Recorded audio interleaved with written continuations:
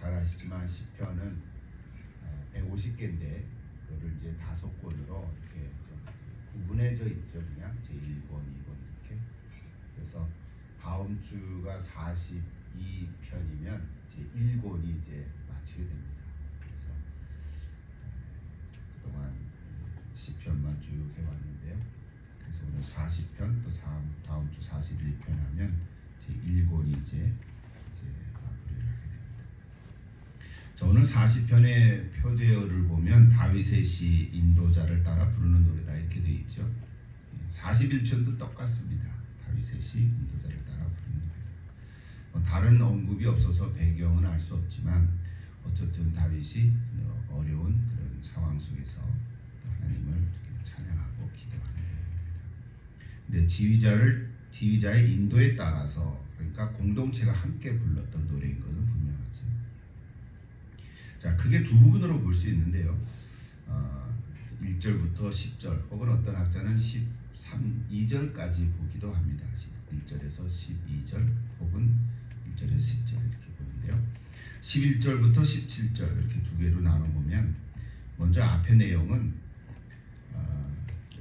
다윗이 하나님의 도우심에 깊이 감사하는 그런 마음, 그런데 기도했는데 응답이 없으니까 끈질긴 기다림 가운데 하나님께서 응답하심으로 말미암아 감사하사 또 하나님께 이렇게 간증하는 그런 고백입니다. 그리고 11절부터 17절은 기도의 내용인데, 기도 하소서 이렇게 계속 나오죠. 한 절 빼고 다 나오는데, 하나님의 뜻과 시간을 기다려야 할 만한 그런 상황, 이게 되풀이된다는 거죠. 저와 여러분도 그렇지 않겠습니까? 하나가 다 마무리됐다 생각하면 또 기다려야 될 제목이 또 있고, 또 하나가 또 다 마무리됐다 하면 또 어려운 일이 또 생기고, 흔히 하는 말로 산 넘어 산이다 이런 얘기 우리가 많이 하지 않습니까? 정말 우리 인생이 그렇다라고 생각할 수도 있는데, 그러나 이제 다윗이 이제 그런 상황 속에서도 하나님께 드리는 기도, 그 기도의 내용입니다. 특별히 마지막 17절을 보면 이제 끝인데요. 어떤 상황으로부터 압박을 받는 처지가 되었는데도 값없이 베풀어 주신 하나님의 은혜에 더 깊이 이제 깨닫고 있다고 하는 것으로 이제 마무리를 합니다. 어쩌면 이 17절이, 물론 중간에 귀한 구절들이 너무 많습니다.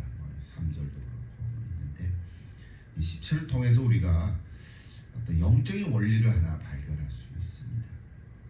나중에 또 얘기하겠지만 먼저 17절을 얘기하면 자신의 현재의 그 상황, 각자 좀 다르지요. 현재의 모습을 하나님의 어떤 그 본질, 성품일 수도 있고, 그 하나님의 관점으로 내 삶의 현실을 이렇게 들여다보면 그게 중요해요. 여러 번 제가 다른 때도 말씀을 했습니다만, 내 삶의 현실을 하나님의 관점으로 들여다보면 해석이 나온다, 이제 이런 얘기를 했는데요. 그래서 내 마음을 견고하게 할 수 있는 믿음으로 힘과 소망을 갖게 된다. 그게 하나의 원리입니다. 큰 하나의 그 그림을 그리면 저 여러분의 삶의 현장 속에 몸이 아프거나 또 어려운 일이 생겼거나, 또는 기도한 제목이 아직 응답되지 않았거나, 또 계획하는 일이 이게 아직 이루어지지 않고 지지부진하거나 여러 가지 일들이 있지 않겠습니까? 그런 나의 삶의 현실을 그냥 답답해하지 아니하고 하나님의 관점에서, 하나님의 사랑하심이라든지, 하나님은 살아계시다든지, 하나님은 내 얘기를 들으신다든지, 이런 하나님의 어떤 본질적인 그 성품의 관점에서 내 삶을 들여다보면 내 삶이 해석이 된다는 거죠. 아, 이게 그래서 그랬구나, 이런 거죠. 그런 내용들이 이제 17절을 통해서 하나 이렇게 얻을 수가 있습니다. 그래서 하나님께 영광을 올려드릴 수 있다, 그렇게 얘기합니다. 근데 이제 어떤 학자들은 17절을 가지고 이 구절이 예수라는 이름은 나오지 않지만 다윗의 그 어떤 영 안에서 기도하는 내용이 신약 성경에 예수 그리스도의 모습을 이렇게 보여주고 있다, 이렇게 이제 해석을 하는 거죠. 이제 해석이죠. 그러니까 예수님도 십자가의 길을 가셨잖아요. 그러니까 그 십자가의 길을 가는 그 예수님의 그 순간, 삶의 모습이죠. 우리는 다 이미 알지만 그러니까 예수님의 그 삶의 모습을 하나님의 관점에서 들여다볼 때 예수님도 그것을 잘 이기고 기도하고 견뎌갈 수 있다. 이렇게 이제 해석을 한다는 거죠. 그러니까 오늘 저와 여러분도 사순절을 이렇게 지나고 있으니까 꼭 시편 40편이 아니더라도 우리 삶의 모습을 그런 관점에서 해석해 갈 때 또 십자가의 묵상하는 사순절 기간에도 각자가 다 은혜 될 수 있을 줄 믿습니다. 그래서 이 시편 40편을 메시아시다 이렇게도 분류하기도 합니다. 꼭 그게 드러나는 건 아닌데 그래서 그런 이제 해석을 하다 보니까 그 40편과 또 다음 주에 할 42편 메시아의 예언시다. 꼭 메시아시 이렇게는 얘기 안 하고 메시아의 예언시다 이렇게 이제 말을 하더라고요. 그래서 다윗의 경험이 그리스도의 예언과 겹치면서 이제 그리스도의 아름다운 순종과 헌신을 묘사하고 있다. 그래서 아까 우리 첫 찬송으로 303장을 부르게 되는데요. 제가 이 40편을 이제 준비하면서 지난 며칠 계속 한 번 읽고 또 한 번 읽고 뭐 대충은 아는 시지만 여러 번 읽으면서 이게 무슨 해석이 필요할까 하는 생각이 들어서 솔직히 여러분 시편은 좀 그럴 때가 있죠. 뭐 해석을 하고 설명을 하면 뭐 그것도 도움은 되겠지만 사실 시편 그 자체를 그냥 뭐 모르는 단어가 혹 있으면 뭐 설명이 필요하겠지만 그 시 자체를 이렇게 읽고 각자가 받는 은혜 그게 참 좋다고 생각해요. 그래서 여러분도 짧은 시간이지만 어떤 설명이나 해석 없이 시편을 한 절 한 절 이렇게 읽어갈 때 더 큰 은혜가 될 줄 믿습니다. 제가 또 찬양 아니 그 창작을 했는데 그 하기 부르기 전에 40편을 먼저 한번 읽어보면 좋겠습니다. 1절부터 17절까지인데 먼저 10절까지만 한번 읽어보시죠. 1절부터 10절까지 천천히요. 좀 음미하면서 이렇게 한번 1절부터 10절까지 한번 읽고 40곡 노래를 한번 불러보면 좋겠습니다. 40편 다 준비됐죠? 1절을 같이 한번 천천히 읽어보겠습니다. 내가 여호와를 기다렸더니 귀를 기울이사 나의 부르짖음을 들으셨도다. 나를 기가 막힐 웅덩이와 수렁에서 끌어올리시고 내 발을 반석 위에 두사 내 걸음을 견고하게 하셨도다. 새 노래 곧 우리 하나님께 올릴 찬송을 내 입에 두셨으니 많은 사람이 보고 두려워하여 여호와를 의지하리로다. 여호와를 의지하고 교만한 자와 거짓에 치우치는 자를 돌아보지 아니하는 자는 복이 있도다. 여호와 나의 하나님이여 주께서 행하신 기적이 많고 우리를 향하신 주의 생각도 많아 누구도 주와 견줄 수가 없나이다. 내가 널리 알려 말하고자 하나 너무 많아 그 수를 셀 수도 없나이다. 주께서 내 귀를 통하여 내게 들려주시기를 제사와 예물을 기뻐하지 아니하시며 번제와 속죄제를 요구하지 아니하신다 하신지라.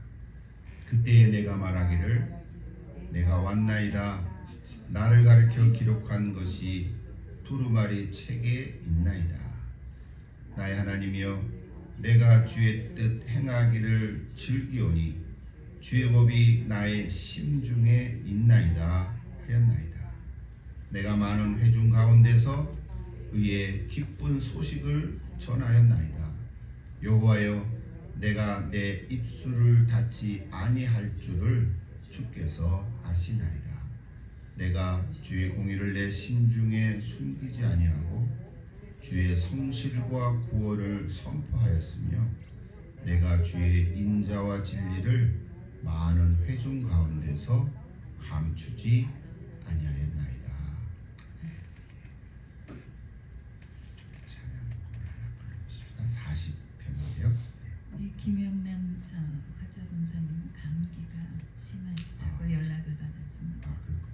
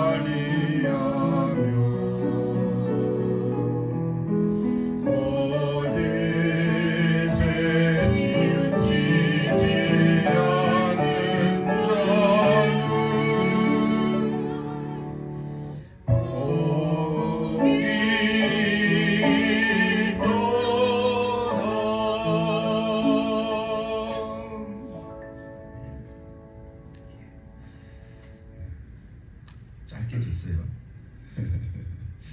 근데 마지막에 복이 있도다 별로 끝내서 참 좋습니다. 이렇게 4절까지 이제 1절부터 4절에 그 구절로 이렇게 중심으로 지었는데, 그래서 이제 시편 1편도 우리 복이 있도다 이제 그런 얘기 나오지 않습니까? 복이 있는 자는. 그래서 시편 40편도 복이 있는 그런 구절이 나와서 참 좋습니다. 자, 우리 40편을 뭐 시간이 많지 않으니까 중요한 거 몇 군데 좀 같이 보겠습니다. 1절을 같이 한번 다시 보겠습니다. 1절 제가 읽게요. 내가 여호와를 기다리고 기다렸더니. 자, 여러분 히브리어로 이렇게 두 번, 세 번 하면 강조하는 거죠. 예, 기다렸더니, 기다리고 또 기다렸더니 귀를 기울이사 나의 부르짖음을 들으셨다. 자, 다윗이 과거를 이렇게 좀 회상하는 거죠. 회상하면서 그때 내가 하나님께 그렇게 기도하고 부르짖었는데 기다리고 또 기다렸는데 응답이 없었다. 그런데 응답해 주셨다. 그걸 고백하는 거죠.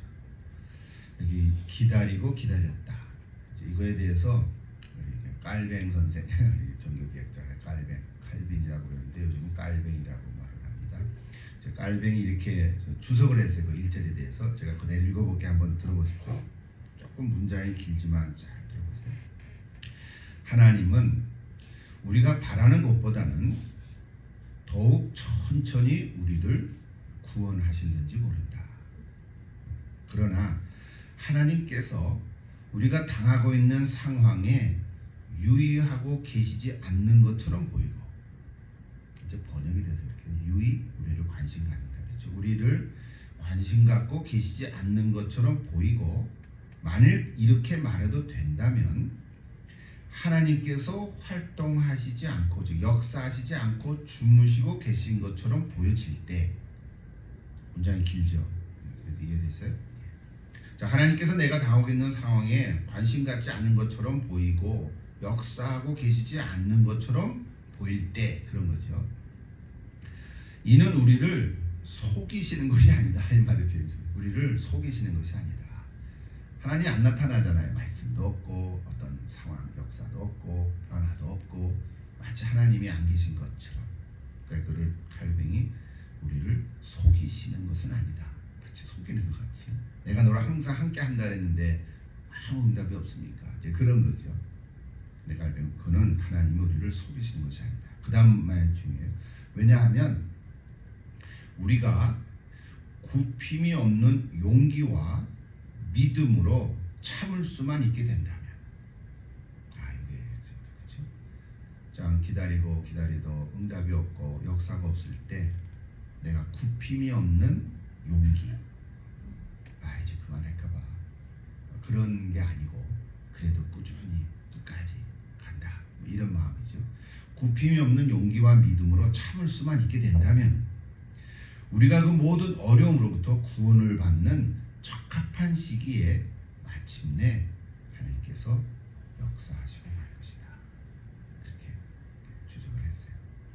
깔뱅이 주석했다고 인용하지만 우리도 그만큼은 이해할 수 있죠, 그죠? 우리가 힘들고 어려울 때 기도했는데 응답이 없어요. 이게 뭐 하루 이틀이 아니고 1년, 2년 했는데도 역사함이 없다면 그냥 포기할까, 이런 생각도 들 수 있잖아요. 근데 그렇게 하지 않고 끝까지 좀 참고 기다리면, 마치 하나님이 속인다는 표현을 쓰는데 원어로 뭐라고 했는지 제가 파악하진 않아요. 확인해 보진 않았는데 속이는 것이 아니다. 그 말에 참 이렇게 인상 들었어요. 여러분, 하나님은 우리의 기도를 들으시는 분이십니다. 이거 믿습니까? 하나님은 우리의 기도를 들으신다. 이렇게 다윗처럼 울부짖고 크게 소리를 내서 기도를 해도 들으시지만 작은 소리로 읊조리는 기도를 할 때도 들으시는 거예요. 심지어는 입 밖에서 문장으로 내뱉지 않아도 심중에 말해도 하나님은 들으시는 거예요. 믿습니까? 저는 이게 더 참 은혜가 돼요. 왜? 이제는 성령 하나님께서 내 안에 계시기 때문에 내가 문장으로 얘기 안 해도 속으로 생각해도 하나님은 알고 계십니다. 그러면 하나님께서는요, 아무리 높이 계신다고 해도, 하나님의 보좌가 높이 있는다고 하더라도 우리가 크게 부르짖지 않아도 다 들으시고요.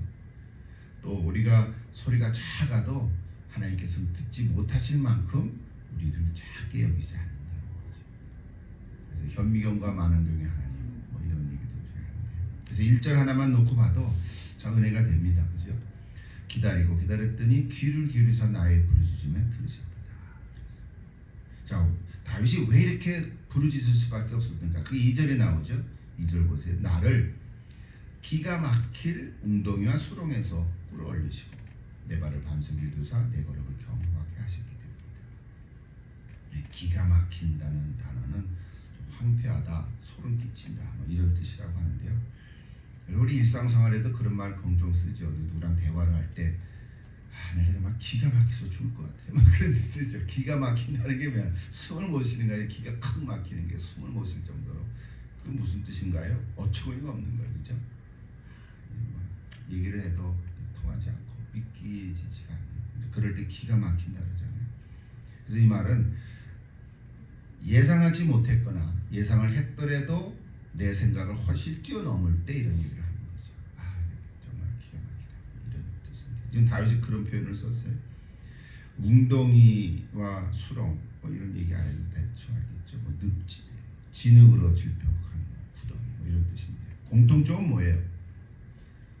웅덩이와 수렁은 어디에 빠지는 건데 내 스스로 힘으로는 빠져나올 수 없다는 의미인 거예요. 어디 빠졌는데 혼자 기어 올라오면 괜찮는데 못 빠져오는 게 혼자 힘으로 누가 도움을 해야 되고, 사다리를 내려놓든지 뭐 줄을 내려놓든지 아니면 누가 내려와서 같이 들어올리든지, 이렇게 스스로의 힘으로는 빠져나올 수 없는 곳, 그것을 웅덩이와 수렁 이렇게 얘기를 합니다.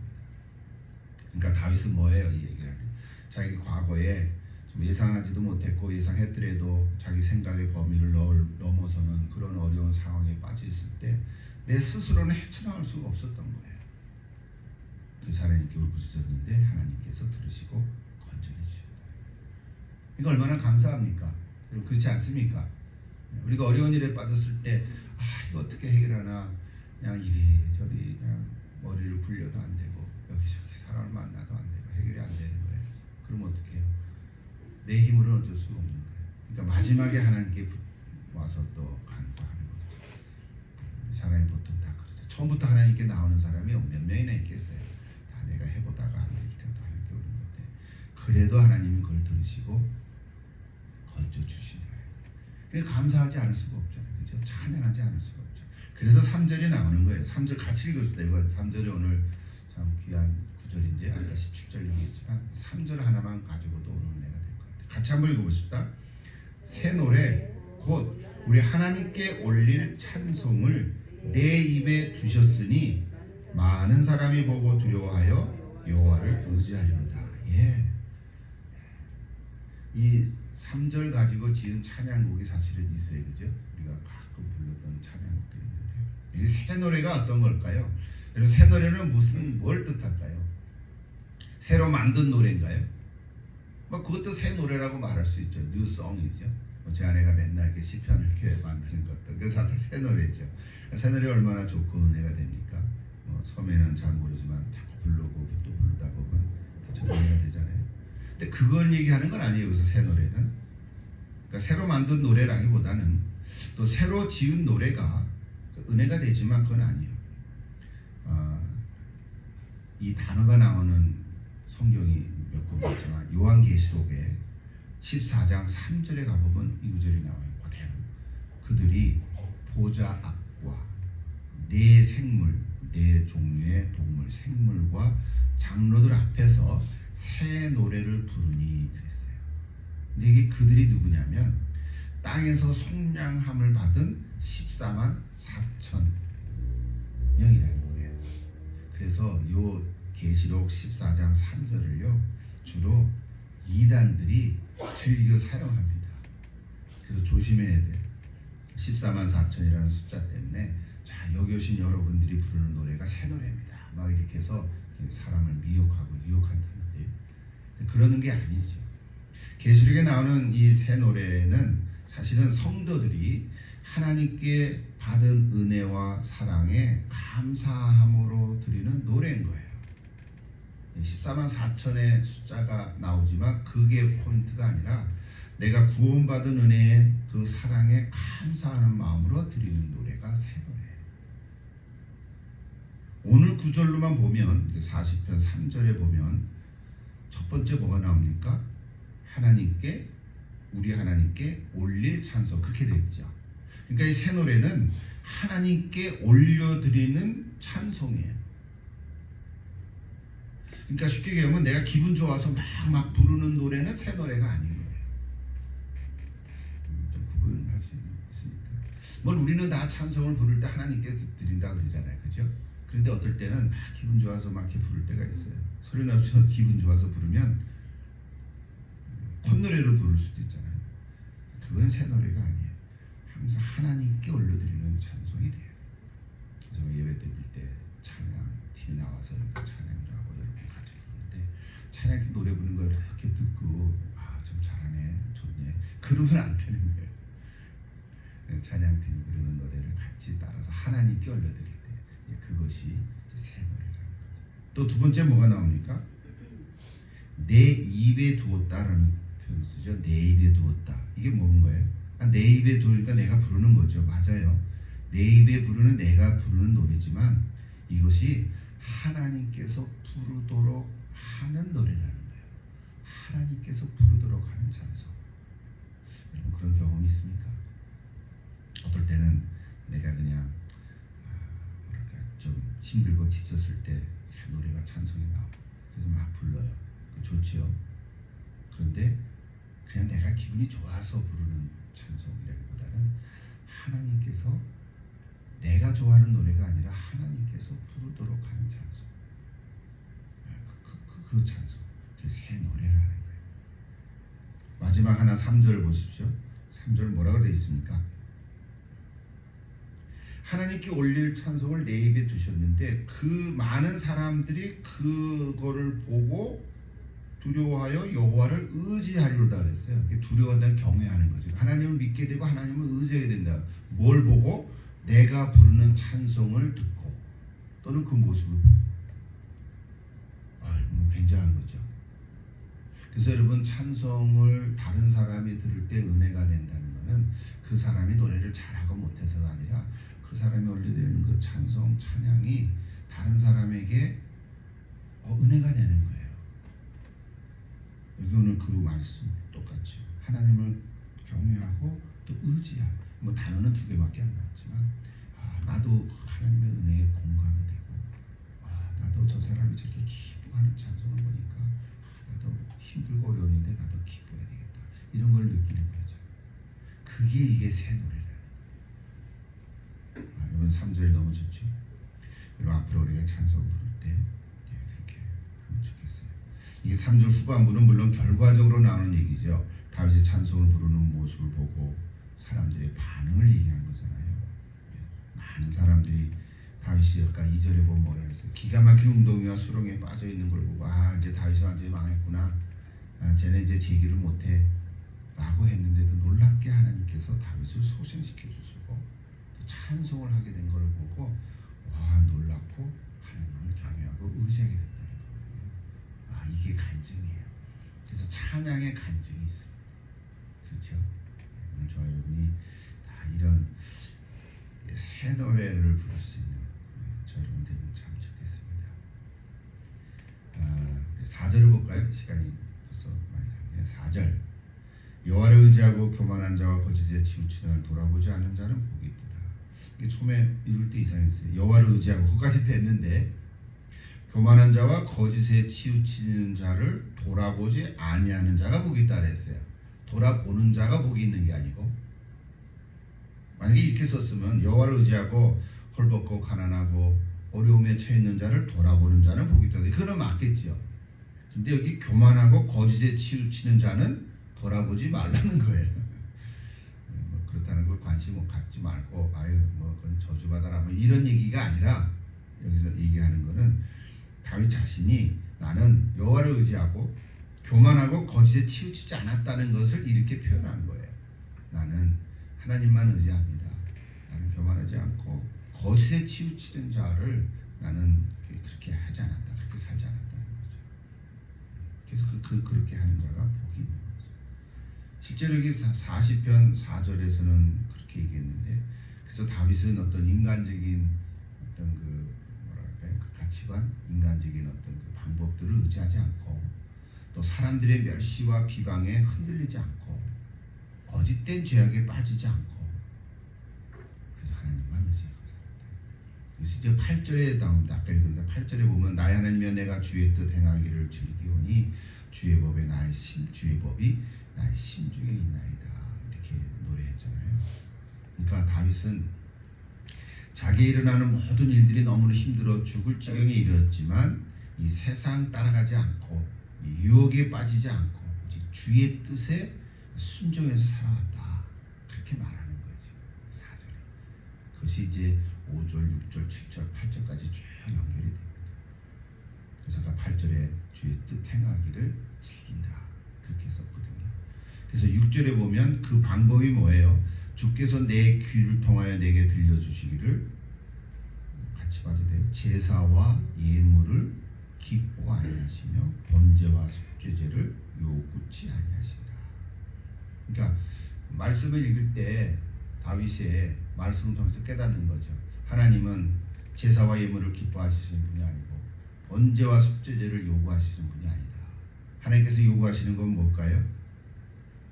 하나님의 말씀을 읽고 묵상하고 말씀대로 살아가는 것이죠. 우리가 다 알죠. 그래서 7절에 이렇게 반응이 나오는 거예요. 그때 내가 말하기를 내가 왔나이다 나를 가리켜 기록한 것이 두루마리 책에 있나이다. 아, 성경에 다 있네요. 그런 거예요. 성경에 다 있네요.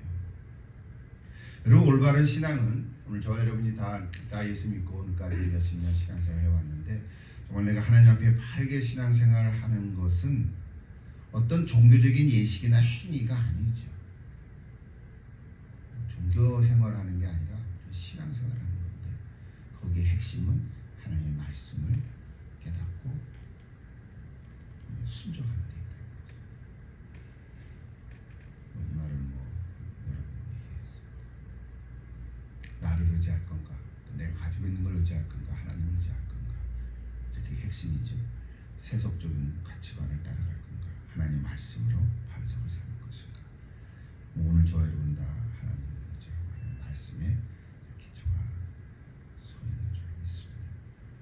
자, 마지막 11절부터 17절이 기도 내용인데요. 또 하나씩 하려면 시간이 많이 걸려서 이것도 한번 읽어보십시다. 11절부터 17절까지인데요. 안 읽었죠? 11절 같이 한번 읽어보십시다. 여호와여, 주의 긍휼을 내게서 거두지 마시고 주의 인자와 진리로 나를 항상 보호하소서. 수많은 재앙이 나를 둘러싸고 나의 죄악이 나를 덮침으로 우러러 볼 수도 없으며 죄가 나의 머리털보다도 많으므로 내가 낙심하였음이니이다. 13절 여호와여, 은총을 베푸사 나를 구원하소서. 여호와의 속히 나를 도우소서. 내 생명을 찾아 멸하려 하는 자는 다 수치와 낭패를 당하게 하시며 나의 해를 기뻐하는 자는 다 물러가 욕을 당하게 하소서. 나를 향하여 하하 하며 조소하는 자들이 자기 수치로 말미암아 놀라게 하소서. 주를 찾는 자는 다 주 안에서 즐거워하고 기뻐하게 하시며 주의 구원을 사랑하는 자는 항상 말하기를 여호와는 위대하시다 하게 하소서. 나는 가난하고 궁핍하오나 주께서는 나를 생각하시오니 주는 나의 도움이시요 나를 건지시는 이시라. 나의 하나님이여 지체하지 마소서. 주로 기도죠. 하소서. 특별히 17절 한 절만 이렇게 다시 봅니다. 나는 가난하고 궁핍하오나 주께서는 나를 생각하시오니 주는 나의 도움이시오 나를 건지시는 이시라. 나의 하나님이여 지체하지 마소서. 다시 지금 자신이 어떻다고 얘기하는 거예요? 가난하고 궁핍하다고 말합니다. 물질적으로 가난하고 궁핍하다는 것도 있겠지만 이것은 내 힘으로는 살아갈 수 없다. 우리 아까 표현했잖아요. 웅덩이에 빠졌다는 얘기할 때 내 힘으로는 살아갈 수 없고 오직 하나님의 도우심을 구할 수밖에 없다. 이걸 의미하는 거예요. 그래서 다윗은 하나님께서 도와주시지 않으면 자기는 바르게 제대로 살아갈 수가 없다는 것을 고백하는 거예요. 기도가 다 그런 내용인 거예요. 또 나귀를 이렇게 아까 조소하고 또 조롱하는 사람들을 하나님께서 이렇게 제해 주십시오. 그런 기도도 하는 거죠. 그래서 간절히 하나님께 기도하며 소망을 하는 것입니다. 자, 마무리를 합니다. 오늘 이 시대를 살아가는 저와 여러분도 마찬가지라고 봅니다. 우리는 스스로 힘으로 살아갈 수가 없습니다. 주 없이는 살아갈 수가 없잖아요. 온갖 세상의 유혹과 더러운 가치관으로 하나님의 말씀에 서지 않으면 흔들릴 수밖에 없습니다. 그러므로 어떤 일이 있어도 우리가 하나님께 나가서 기도하고 그다음 아까 3절 얘기한 것처럼 하나님 받은 은혜를 찬송하고 새 노래를 부를 때 내 그 찬송을 듣는 다른 사람이 오히려 하나님을 섬기고 또 하나님께 나아가고 하나님께 의지할 수 있는 줄 믿습니다. 그게 간증인 거예요. 오늘 저 여러분 다 그렇게 되기를 기도합니다. 자, 하나님의 사랑을 힘입어서 여러분 또 한 주간 살아갈 수 있게 이런 좌로나로를 치우치 않고 복된 자가 될 수 있게